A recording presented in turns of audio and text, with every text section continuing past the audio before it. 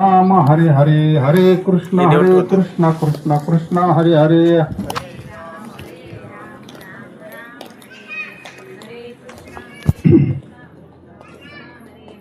हरे राम राम राम हरे हरे हरे कृष्ण कृष्ण कृष्ण हरे हरे.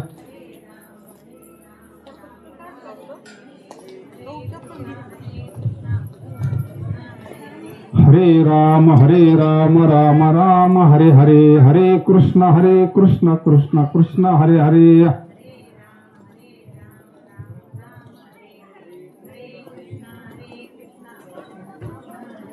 हरे राम राम हरे हरे हरे कृष्ण कृष्ण हरे हरे.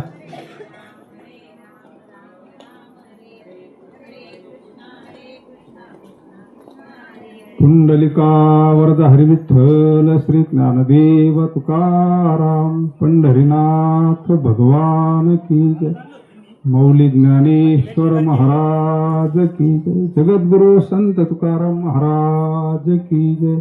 संत सद्गुरु श्रीपाद महाराज की जय. श्री स्वामी समर्थ महाराज की जय. सब संतन की जय. सद्गुरु किशनगिरी महाराज की जय.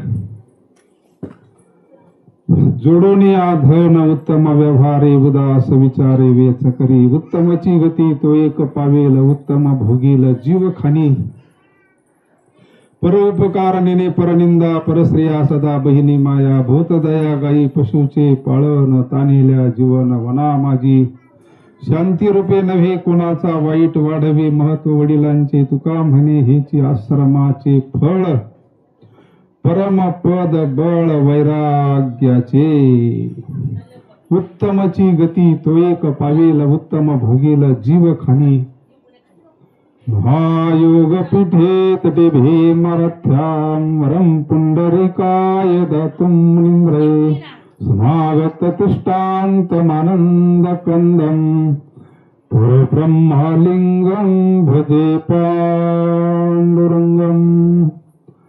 जयाचा जनी जन्म नामार्थ झाला. जयाने सदा वास नामात केला. जयाचे मुखे सदा नाम कीर्ती. नमस्कार माझा श्री ब्रह्म चैतन्य मूर्ती. ध्यानमूलं गुरुमूर्ती पूजामूलं गुरुपदं मंत्रमूलं गुरुवाक्य मोक्षमूलं गुरुकृपा. मस्तक हे पायावरी वर करे संतांच्या. नमामि सद्गुरुं शांतं सच्चिदानंद विग्रहं पूर्ण ब्रह्म परानंदं ईशमानंदी वल्लभं. सच्चिदानंद रूपाय विश्वोत्पत्त्यादि हेतवे तापत्र विनाशाय श्रीकृष्णाय नमः. ओम नमो जियाद्या वेद प्रतिपाद्या. जय जय सुसंवेद्या आत्मरूपा. देवा तोची गणेशो सकलार्थ मती प्रकाशो. म्हणे निवृत्ती दासो अवधारी जोजी. जोडोनिया धन उत्तम व्यवहारे उदास विचारे वेच करी. उत्तमची गती तो एक पावेल उत्तम भोगील जीव खानी. आज या ठिकाणी वास्तुशांतीच्या निमित्तानं हा सेवेचा योग आपले हरिभक्त परायण जालिंदर पाटील भवार यांनी सुंदर असं वास्तूचं सर्व पूजन झालेलं आहे. सर्व विधी झालेला आहे. एक ज्ञानदान घडावं. ज्ञानदान हे सर्व ज्ञानामध्ये श्रेष्ठ आहे. अन्नदान घडावं. देणे को अन्नदान लेणे को हरिनाम तरणे को लीनता डुबणे को अभिमान. त्या निमित्तानं हा सेवेचा योग सर्व ग्रामस्थ करेगाव सर्व पाहुणे मंडळी सर्व मित्रमंडळ वास्तुशांतीच्या निमित्तानं सर्वच आलेले मंडळी सर्व आपण श्री गुरूंच्या कृपेनं सेवा आपल्या कार्यक्रमाकरता उपस्थित हरिभक्त परायण परमपूज्य सद्गुरू चव्हाणके बाबाही उपस्थित आहेत, त्यांनाही धन्यवाद. प्रमुख जे गोष्टी सांगितल्या, अन्न वस्त्र निवारा. जगद्गुरु तुकोबारायांचं वैराग्य म्हटल्यानंतर अध्यात्म क्षेत्रामध्ये 1 नंबरचं वैराग्य आहे. परंतु आपल्याकरता एक अभंग लिहिलेला आहे जगद्गुरु तुकोबारायांनी. जगद्गुरु तुकोबा म्हणजे सोने रुपया महामृतिके समान, असं कडकडीत वैराग्य. परंतु गृहस्थीनं धन कमावं, जोडून या धन उत्तम व्यवहारे, उदास विचारे वेच करी. धन कमवावं, फक्त सन्मार्गानं कमावं, चांगल्या मार्गानं कमावं आणि त्याचा विनियोग कसा करावा. 25% विनियोग जर आपण धर्म कार्याकरता केला स्वतःच्या हाताना, आपण जे वर्षभर धन कमावतो, आपण ग्रस्ती आहोत, 25% खर्च जर आपण स्वतःच्या हाताना धर्म कार्याकरता, जिथे शुद्ध धर्म कार्य चाललंय अशा धर्म कार्याच्या ठिकाणी जर त्याचा विनियोग केला तर आपलं धन शुद्ध होतं, ते धन पवित्र होतं आणि त्या धनापासून आपल्याला समाधान प्राप्त होतं. जर आपण नाही धर्म कार्य करता खर्च केलं तर काय होतं आपल्याला चांगलं माहिती. ते कुठं जातं, काय होतं हे सांगण्याची गरज नाही आपल्याला. म्हणून या परिवारानं सुंदर असं नियोजन केलेलं कार्यक्रमाचं. जीवनामध्ये गृहस्थीला सर्व गोष्टी लागत असतात. जगद्गुरु तुकोबाराय म्हणतात, तुम्ही भरपूर धन कमवा, भरपूर संपत्ती कमवा, फक्त त्याचा विनियोग चांगला करा. जोडून या धन उत्तम व्यवहारे, उदास विचारे वेच करी. आता उदास म्हणजे वैराग्य. इथं जगद्गुरु तुकोबाराय म्हणतात, इथं थोडं अध्यात्म आलं या अभंगामध्ये. भक्त ऐसे जाना जे देही उदास, गेले आशा पाश निवारोनी, विषय तो त्यांचा झाला नारायण. नावडे जन धन माता पिता, अनपेक्ष सुचिर दक्ष उदासीनो गतव्यथा. सर्वारंभ परित्यागी योमद भक्त समे प्रिया. देहावर उदास होण्याचं कारण विवेक प्राप्त झाला, वैराग्य प्राप्त झालं. आत्मज्ञान ज्यावेळेस प्राप्त होतं त्यावेळेस विवेक प्राप्त होतो.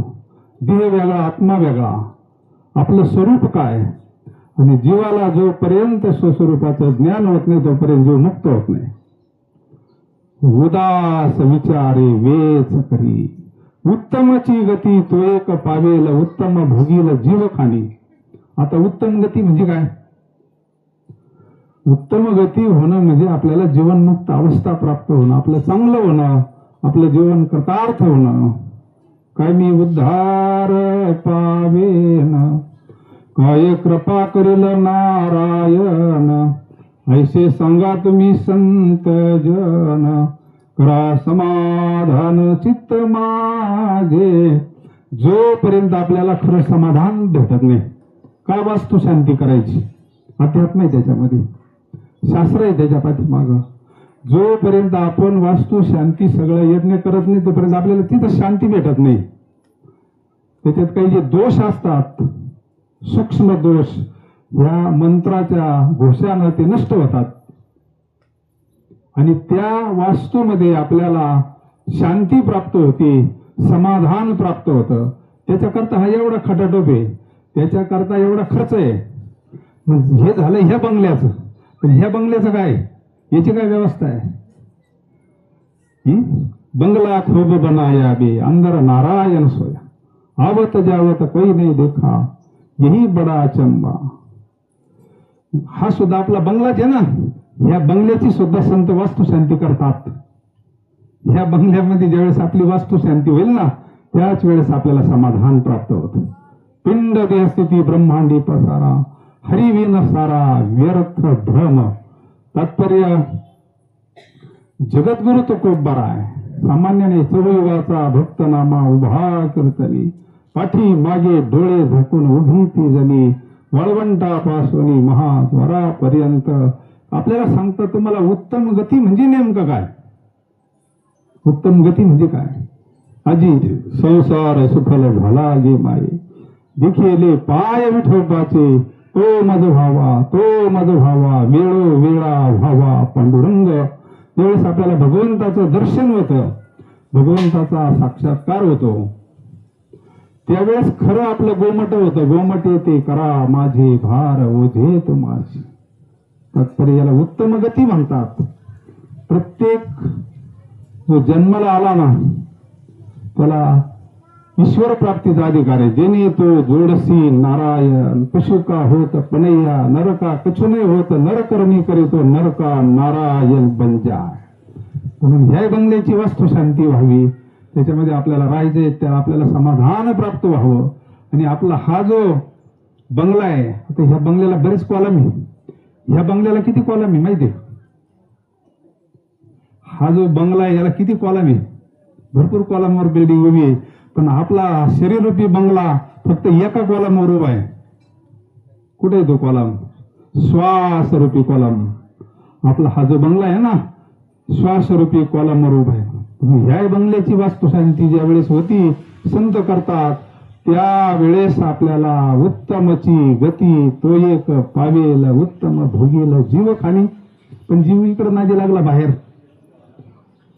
माया विघ्ने भ्रमला खरे म्हणता मी माझे निघरे. हे तो संपातीचे वारे साचोकारे जाईल धनदारा पुत्र जन. धन भरपूर असावा, संपत्ती भरपूर असावी, ऐश्वर्य भरपूर असावं, पण त्याचा अभिमान नकोय. कोणत्याही गोष्टीचा अभिमान नकोय. ज्ञान भरपूर असावं, ऐश्वर्य भरपूर असावं, फक्त त्याचा अहंकार नसावा, अभिमान नसावा. आणि मग ते धन ते ज्ञान शांती देत असत. जर अभिमान झाला तर शांती प्राप्त नाही होत, अशांत होतो जीव, आयुष्यभर अशांतीमध्ये जगत असतो. पण त्याचा जर अभिमान नष्ट झाला, आणि अभिमान संत कृपेने नष्ट होतो. अभिमान गेला आणि तुका म्हणे देव झाला. तात्पर्य जगद्गुरु तुकोबर आपल्याला या अभंगातून आपल्याला उत्तम गती कशी प्राप्त होईल याच्यामध्ये 2-3 दृष्टांत देते ते आपण बघू. उत्तमची गती तो एक पावेल उत्तम भोगेल जीव खाणी. नाही का आपण म्हणतो एखादा जर श्रीमंत कुळात जन्माला आला, आपण म्हणतो काय पुण्यवान आहे हो, आता याला काही करायची गरज राहिली का? आयता बंगला आहे ना, सगळं ऐश्वर्य. याचा अर्थ यांना मागच्या जन्मात पुण्य केलेलं आहे. उत्तम भोगेल जीव खाणी. आणि हे कशाला प्राप्त होईल त्याच्याकरता काही अटी आहे, काही नियम सांगितले. परोपकारी नेने परनिंदा परस्त्रिया सदा बहिणी माया. परोपकार झाला पाहिजे आपल्या जीवनामध्ये.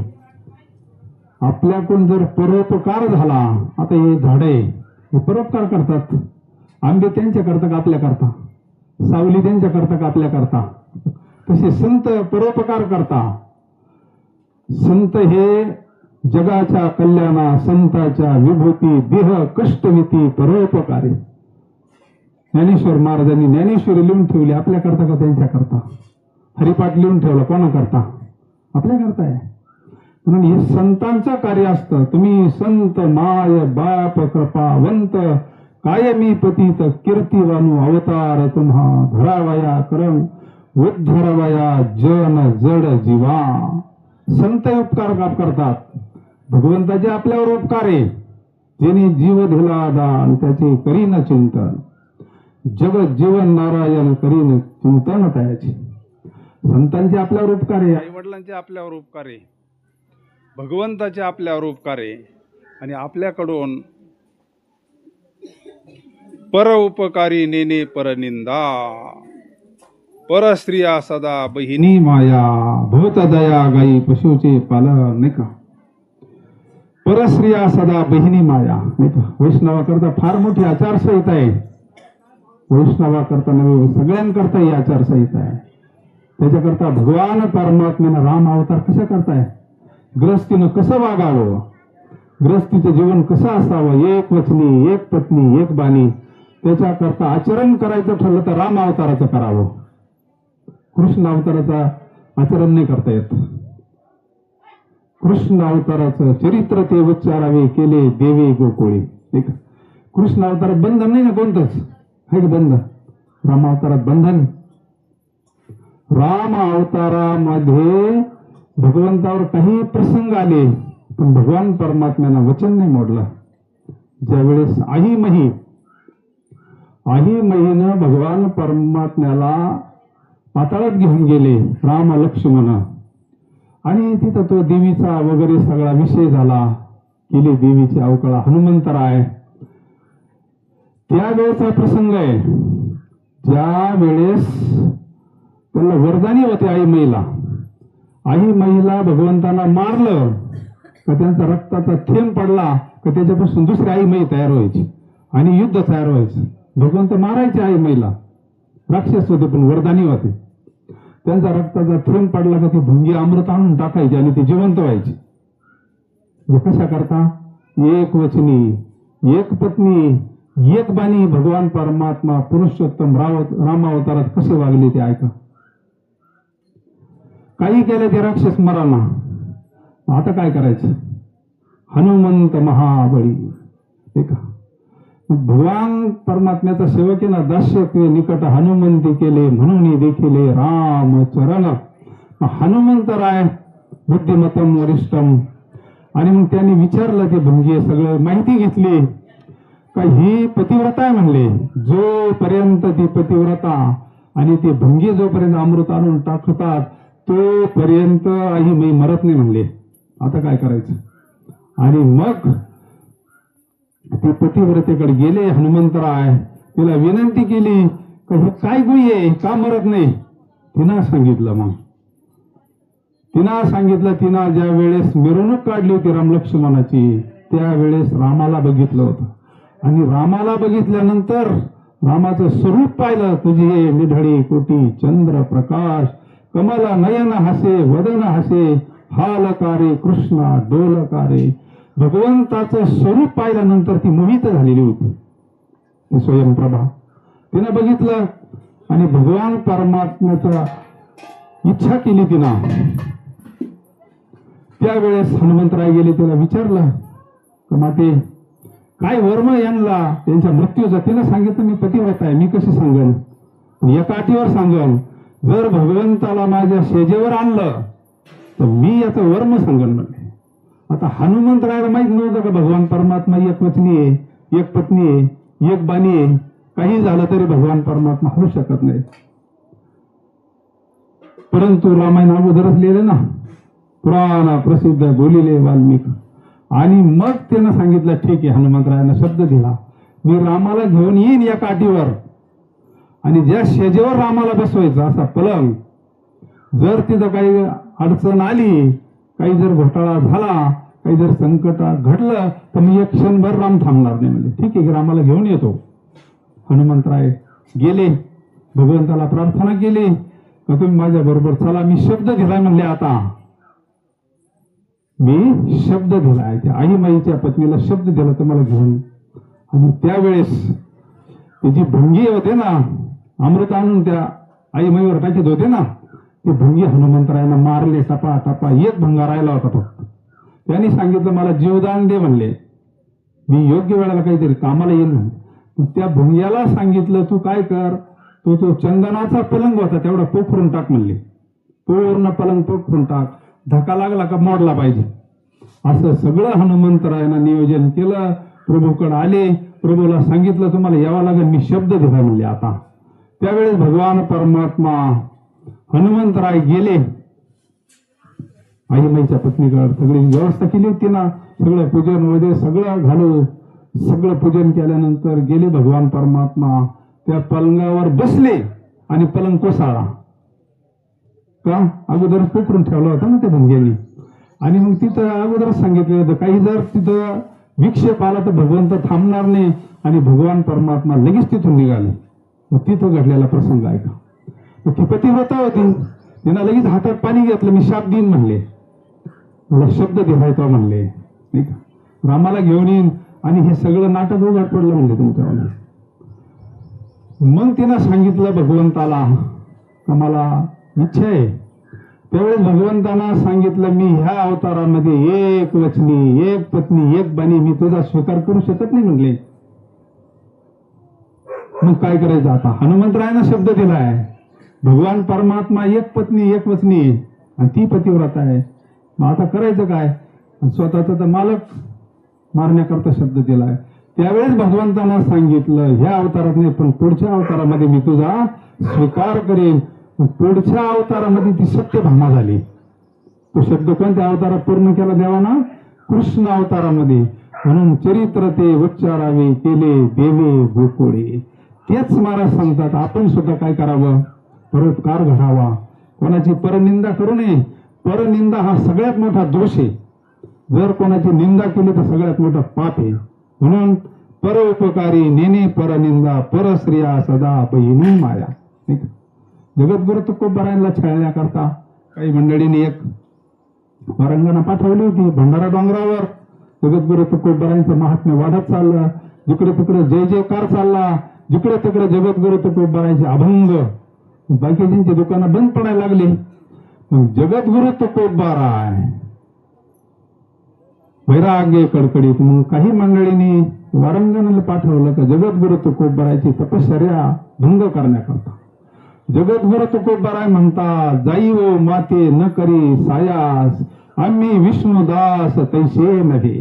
म्हणजे पहा आधी केले मग सांगितले.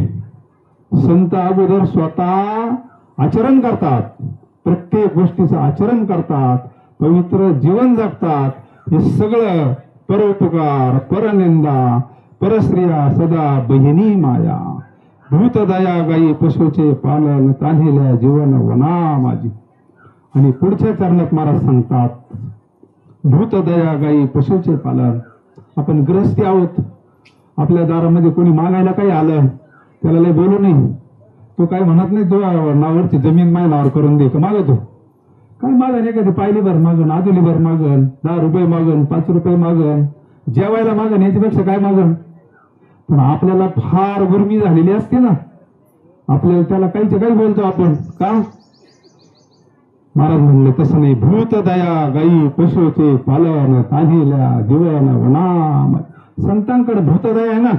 जे जे भेटे भूते ते मानिजे भगवंत हा भक्तियोग निश्चित जाण माझा. कांदा मळा भाजी अवघी उठा बाई मोठ नाडा विहीर दोरी अवघी व्यापिली पडले. भूतदया म्हणजे काय? भूतकोणला म्हणलंय जे जे भेटे भूते ते मानिजे भगवंत. आता भगवंत सर्वत्र भरलाय ना. पण ते ज्ञान कुठे आपल्याला? आत्मज्ञान नाही आपल्याला. आणि संत ते आत्मज्ञान करून देतात. संत आत्मज्ञान करून देण्याकरता जातात. गुरु तेथे ज्ञान ज्ञानी आत्मदर्शन दर्शनी समाधानाती दर्शन. सदा नाम घोष करू हरिकथा तेने सदा चित्ता समाधान. ते समाधान म्हणजे खरं देवाचं दर्शन. ते समाधान म्हणजे खरं समाधी आहे. अर्जुना देवनी निज समाधी सवेची घातला महायोधी परी कृष्ण कृपा निधी तटस्थ त्रिशुद्धी लागून. भूतदया त्याच्यावर तुम्हाला 1-2 मिनिटात घडलेला प्रसंग सांगतो. देव मामलेदार सटाण्याला त्यांचा फार मोठी समाधी फार मोठा परिवार आहे नाशिक जिल्ह्यामध्ये. बाबांना माहिती आहे. तसं त्यांचं मूळ गाव भोसे पंढरपूर जवळ. त्यांचं जन्मगाव पंढरपूर जवळ जन्म झालेला आहे. पण त्या काळात मामलेदार होते ते. त्या काळामध्ये मामलेदारला 1 नंबरचा पावर होता तालुक्याचा. देव मामलेदार स्वामी समर्थ महाराजांची त्यांच्यावर कृपा आहे पूर्ण. असे देव मामलेदार भूतदया काय असती ऐका. बसा थोडं तसं ते काही मग डोक्यात तेच चालू आहे बाकीचं नाही का. बसा 5 मिनिटं. मग कार्यक्रम आवरला का लगेच भोजनी. काळ सारावा चिंतने. इथं तरी निदान देवाचं काय ऐकलं तर काम येईल. गप्पा आणून गप्पा आयुष्यभर चालूच आहे. हे तर काय बंद नाहीच आपल्या. पण इथं हे एवढं नियोजन काय करता केलं तिने. काहीतरी आपल्याला श्रवण घडावं. जीव हिताच्या ठिकाणी झोपलेला आहे. जीवाला हितकळ कळत आहे. हित जर कळत परीक्षितेनं 7 दिवसात मुक्त झाला ना. जीवाला हित नाही कळत. देव मामलेदार एक अधिकारी महापुरुष होऊन गेले. कसं जीवन असतं पहा. परोपकार काय असतो भूतदया काय असते एकाच उदाहरणातून तुम्हाला कळलं. मग आता मामलेदार म्हटल्यानंतर मोठा अधिकार आहे देव मामलेदारांचा. आणि मग त्यांच्याकडे काही खटले गेले, कोणी काही गुन्हा केला असेल तर त्याला होता होईल तेवढं त्याच्यातून सूट द्यायची. असं जर काही अपघाती कोणा झाला असेल तर स्वतः खर्च करून त्याचा सगळा विधी करायचं. कोणाची मुंज असो, कोणाचं लग्न असो, कोणाचा दवाखाना असो. त्या काळामध्ये दुष्काळ पडला महाराज. त्या काळामध्ये दुष्काळ पडला, अन्न पाण्या वाचून लोक तडफडून मरायला लागले. देव मामलेदारांची परिस्थिती चांगली होती, त्यांची पत्नी पतिव्रता होती. त्यांच्याकडे जेवढं होतं तेवढं गोरगरिबांना दान करून टाकलं. रोज अन्नदान, रोज अन्नदान. अन्नदानामध्ये फार मोठी शक्ती आहे. आणि मग लांब लांबून लोक यायला लागले. देव मामलेदार अन्नदान चालू आहे, पंगत चालू आहे, कोणाला भुकेलेलं जाऊन देत नाही. पंढरपूर, मंगळवेढा त्या भागातून भरपूर लोक यायला लागले. जीवन जायचे, घरच्यांना घेऊन जायचे. सगळं संपलं देव मामलेदारांकडंच. भूत दया गाई, पशुचे पालन. काय असतो परोपकार? परोपकाराची शक्ती काय असते? अध्यात्माची शक्ती काय असते? जवळ काहीच नाही राहिलं. जेवढा पगार येईल तेवढा परोपकारा करता. जे का रंजले गांजले त्याशी म्हणे जो आपुले, तोची साधू ओळखावा देव तेथेची जाणावा. आणि मग काहीच नाही राहिलं ना. त्या मातोश्रीनं स्वतःच्या अंगावरचे दागिने मोडले, दागिने अलंकार मोडले आणि गोरगरिबांना अन्नदान केले. कोणाचं लग्न असो, कोणाचा आजार असो, परोपकार. काहीच नाही राहिलं. त्यांच्या घरामध्ये देव सोने जे होते, चांदीचे होते. ते म्हणजे आता हे देव ठेवून तरी काय करायचे? चालते बोलते देव तर फोडून मरू राहिले. चालते बोलते सोन्यासारखे माणसं तर फोडून मरतात अन्ना पाण्यावर. देव मोडले महाराज, देव. आणि गोरगरिबाला अन्नदान केलं. आता घरात काहीच नाही राहिलं. लोंढा चालू झाला. रोज किती लोक यायचे, असे घरापुढं लोळायचे लोक, तर फोडून मरायला लागले. अन्न करता मरू राहिले. अंतकरणात उदारतोय, भरपूर देण्याची इच्छा आहे, पण पाहिजे ना द्यायला काहीतरी. त्यांच्या ताब्यामध्ये भरपूर होतं तिजोरीमध्ये, पण इंग्रजांची सत्ता असल्यामुळे सत्तेपुढे शांतपण चालत नाही. जोपर्यंत सरकारचा आदेश येत नाही तोपर्यंत तिजोरीतून काही देता येत नाही. भरपूर संपत्ती होती, अधिकार येतो तहसीलदारचा, पण काहीच नाही. आणि मग एक दिवसाचा प्रसंग आहे. माती उठले महाराज, भगवंताची पूजा केली, भगवंताला प्रार्थना केली पांडुरंगाला, का पांडुरंगा आता मी हे जे करतोय हे तुझ्या करता करतोय म्हणले, नाही का. हे सगळं जनता जनार्दनाच्या सेवेकरता करतो, माझा काही येतो नाही म्हणले, माझी काही अपेक्षा नाही. आणि मग आले ऑफिसमध्ये, तिजोरीमध्ये भरपूर पैसा होता. त्याने ठरवलं ही तिजोरी सगळी गोरगरिबांना वाटून द्यायची. शिक्षा होऊन काय होईल? आपल्याला फाशीवर देते नाही, काय होईल? एवढे लोक जर वाचत असले ना, आपण गेलो तर काय फरक पडत? जगाच्या कल्याण, संतांच्या विभूती, देह कष्ट भीती परोपकारी. आंबे आपल्या करताय का? तसे संत जगाच्या कल्याणा करता येत असतात. आम्ही वैकुंठवासी आलो याच कारणात, बोलिले जे ऋषी साच भावे वर्ताया, झाडो संतांचे मार्ग आडराणी भरले जग. आणि त्यांनी निर्णय केला, पांडुरंगाच्या साक्षीनं तिजोरी उघडली आणि सर्व तिजोरी काय धन असेल तेवढं गोरगरिबांना दान करून टाकलं. जिकडं तिकडं सुखा, सगळे लोक सुखी झाले. परंतु हे चांगलं सगळ्यांना देत नसतं महाराज, नाही का. काही असे असतात समाजामध्ये दृष्ट प्रवृत्तीत लोक. बाकीच्या लोकांनी लगेच वर अधिकाऱ्यांना, कलेक्टरला कळवलं का तुमच्या परवानगी शिवाय तहसीलदारांना सगळं दान करून टाकलं. ट्रेझरी मधलं धन, सरकारी धन. एकाचं दोन सांगितल्यानंतर मग काय, सरकारी सगळे अधिकारी तिथे आले. सगळे कलेक्टर वगैरे सगळे काय जेवढे अधिकारी असतील शासकीय तिथे आले.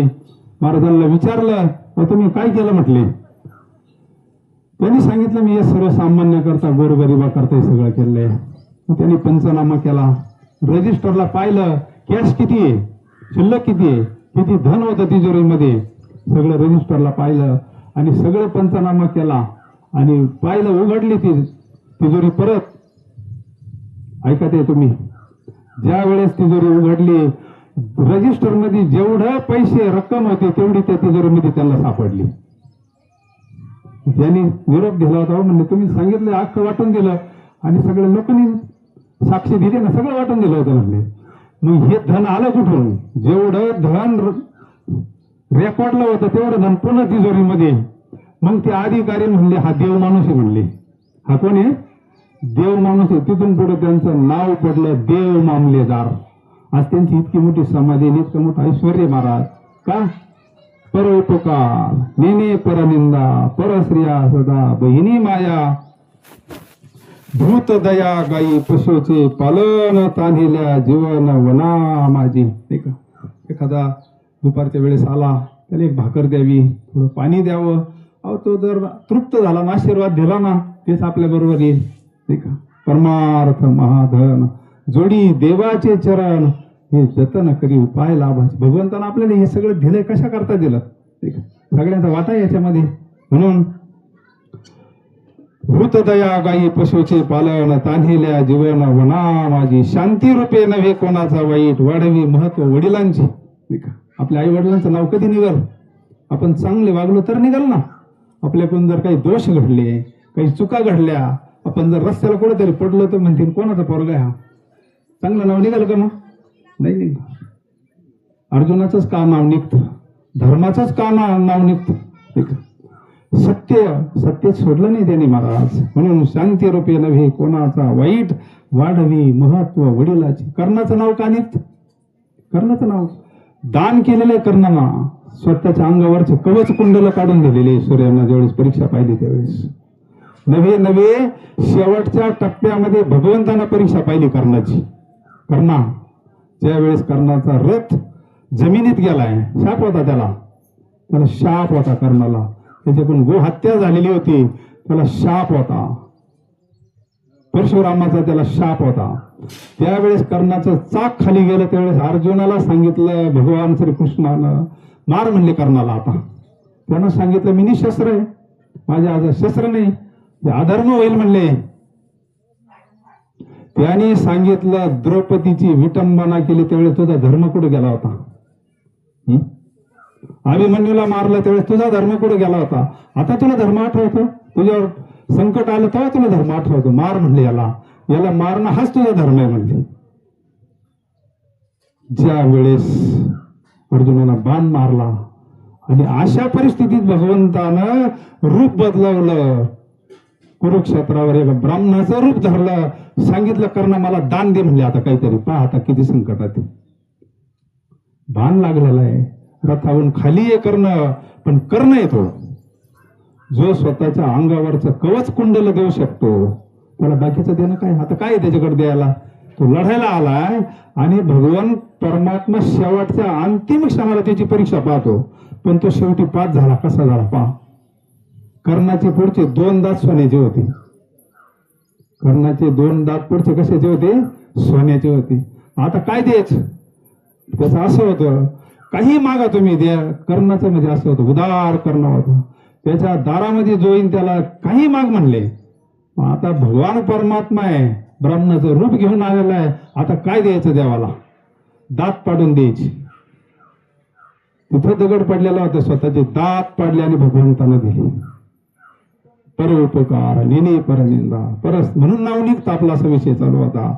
वडिलांचं नाव कधी निघतं? आपण जर चांगलं वागलो, आपल्याकडून दान धर्म झाला, आपण जर पवित्र जीवन जगलो तरच आपलं नाव निघल. आपलं नाही, आई वडिलांचं सुद्धा नाव निघल. येथ वडील जे जे करती तया नाम धर्म ठेविती येरते अनुष्ठिती सामान्य सकळ. पांडवांचं नाव निघतं, कौरवाचं निघतं का? नाही ना. रावण कोणी पोराचं नाव ठेवितं का? दुर्योधन कोणी पोराचं नाव ठेवितं का? का बरं? अधर्मानं वागले ते. 100 मुलं आहे, 100, पण सगळे मूर्ख आहे. पाणी पाजायला कोण नाही राहिलं. आणि 5 पांडवे, पण त्यांच्या केसाला धक्का नाही लागला. का? सत्याची बाजू आहे, धर्माची बाजू आहे. म्हणून जीवनामध्ये सत्य कधी सोडायचं नाही.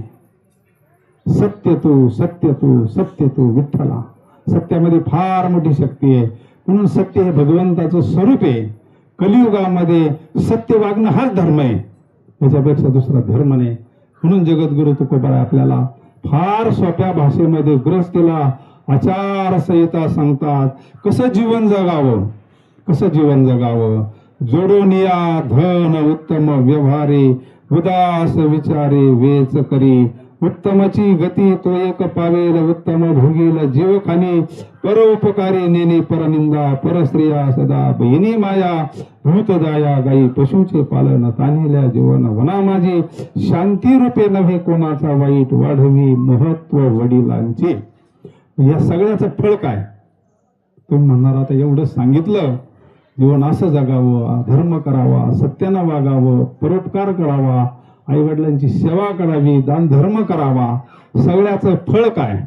सगळ्याचं फळे पुण्य फळले बहुत दिसा. भाग्य उदयाचा ठसा, झालो सन्मुख तो कैसा. संत चरण पावलो, आज फुटले माझे कोढे. बहुत जन्माचे साकडे, कोंदाटले पुढे परब्रह्म सावळे. पुंडलिकासाठी अजून तिष्ठत, तुका म्हणे मात धन्य त्याची. काय केलं पुंडलिकानं? आईवडिलांची सेवा केली, सत्यानं वागला. आज पुंडलिकाचं नाव निघतं का? ध्रुव बाळाचं नाव निघतं का? आई वडील धन्य माता पिता तयाची. पण जो आपल्या हिताच्या ठिकाणी जागा आहे, आपल्या हिता जो असे जागता, धन्य माता पिता तयाची. कुडी कन्या पुत्र होती जे सात्विक, तयाचा हरिक वाटे देवा. शांती रूपे नव्हे कोणाचा वाईट, वाढवी महत्व वडिलांचे.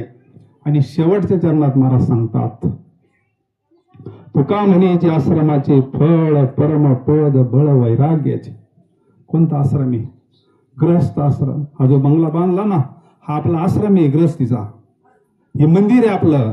इथं जर रोज उपासना झाली, रोज हरिपाठ झाला, रोज पूजा झाली, रोज भगवंताचं नामचिंतन जर झालं, तोच यज्ञ सांगितला कलियुगामध्ये. ग्रहस्थीचं हे मंदिर आहे. ग्रहस्थीचं काय आहे? मंदिर आहे. यालाच आश्रम म्हणलंय. आपल्याला फक्त बाकीचे आश्रम माहिती आहे, पण सगळे आश्रम कोणाच्या जीवावर चालू आहे? आज एवढे अध्यात्माचे आश्रम चालू आहे, कोणाच्या जीवावर चालू आहे? अख्ख्या आश्रमाला पैसा कोणाचा आहे? गृहस्थीचा आहे, गृहस्थीचा. म्हणून सहज पुण्य घडत असतं. कुठं आपण गेलो, दान धर्म केला, अन्नदानाला काही केलं तर सहज आपल्याकडून घडतंय. म्हणून सगळ्या आश्रमामध्ये श्रेष्ठ गृहस्थ आश्रम आहे. कधी? कर्म धर्म त्यांचा झाला नारायण. सावता बाबाचा कर्म धर्म, शेतीच भगवंताची सेवा झाली. म्हणून शेवटच्या चरणामध्ये महाराज सांगता, तुका म्हणे हेचे आश्रमाचे फळ. काय फळे? गृहस्थ आश्रमाचं फळ काय? कोणत्या आश्रमाचं फळ काय? परमपद बळ वैराग्याचे. काय करतं वैराग्य? कसं करतं वैराग्य लागतं? वैराग्य कशा करता लागतं? जोपर्यंत आपल्याला वैराग्य होत नाही तोपर्यंत देहाची आसक्ती सुटत नाही, प्रपंचाची आसक्ती सुटत नाही. हे म्हणणं वेगळं आहे. धन दारा पुत्र जन सर्व मिथ्या हे जाणून स्वर्ण रिबहा देवासी. संत चरणी भाव धरा, सनोक्षणा नामस्मरा. मुक्ती सायुज्यता वरा हेची करा बापा. काय करतं वैराग्य? ऐका एकच मिनिटामध्ये. वैराग्य काय करतं? जगद्गुरु तुकोबराय म्हणतात, घेऊन मुक्ती बाळा. मुक्ती मुक्ती म्हणजे काय? आपल्याला मुक्ती भेटती म्हणजे काय होतं? काय एखादी वस्तू आहे का मुक्ती? गुणकुसुमांची माळा घेऊन मुक्ती बाळा. वैराग्य निरपेक्ष गळा घेवशी तसे. ज्याला खरं वैराग्य आहे ना, ते वरून नसतं सांगत, ते आतून दिसत असतं. त्याच्या बोलण्यातून, चालण्यातून, वागण्यातून त्याची आसक्ती नष्ट झालेली असते. त्याचा मोह नष्ट झालेला असतो.